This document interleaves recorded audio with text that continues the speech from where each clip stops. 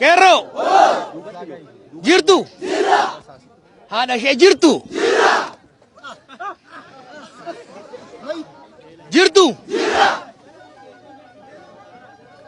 obbola keenya kuma shan itti wareeyne biyya kana bilisa baafne hattuu qe'ee ishiititti deebifne qe'ee keenya dhabuun hin taati dhabuun hin taati master plani harka isaanii micciirree haqsifne ijoollee teenyaan hojiitti hiikamuun hin taati hin taati hin taati waan tokko hin shakkina waan tokko hin shakkina ce'umsi nagaan haa deemu jennee callifne malee hin banne obboleeyyan keenyaaf kabajaa kennine malee of tuffanne way of tuffanne kanaaf mootummaan naannoo Oromiyaan bulcha yoo kan jedhu taate daangaa magaalattii bara 1995 tti deebisee tarreessuu danda'uu qaba.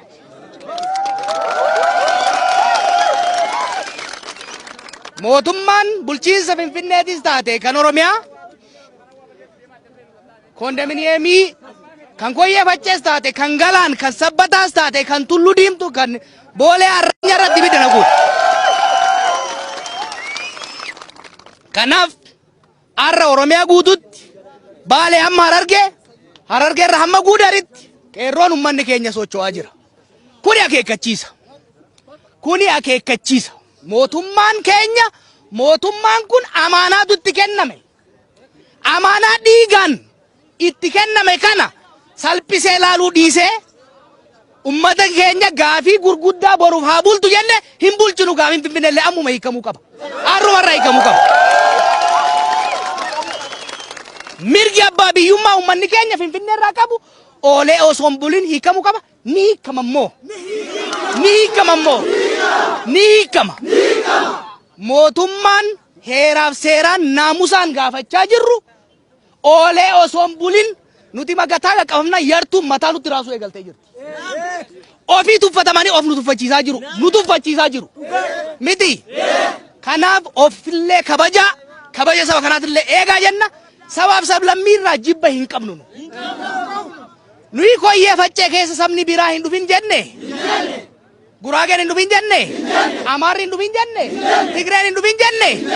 Kan jenne mirgi abbaa biyyummaa keenyaa kabajame heeraaf seera eeggatee magaalaa godina addaa jalatti gurmaa'ee bulchiinsi godina addaa haa kennu jenne miti.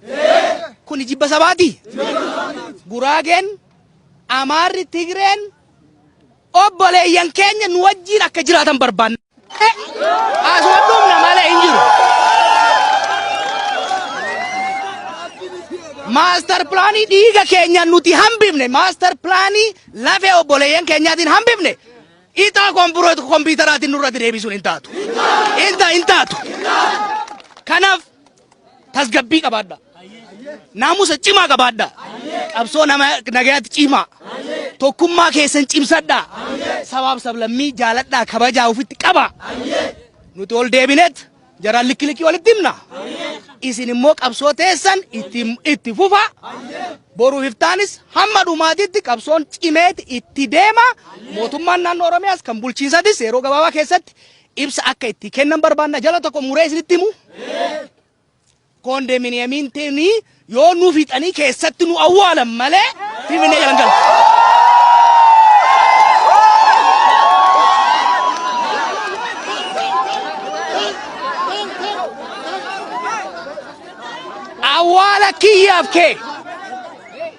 Awwaala kiyyaaf keettaati malee numatu obboleeyyan nu biraa kufee sanitti dabalama malee amma booda fedhinnaaf hawwi ummata Oromootiin alatti ixaadhaan kompiitaraan sukkaraan hannaan wanni ta'u biyya kana keessa hin jiraatu.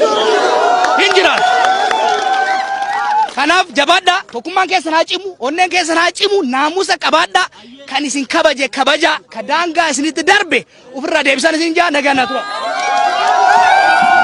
Egaa hordoftoota Oromiyaa Miidiyaa Neetwoork tamsaasni kallattii keenya Koyyee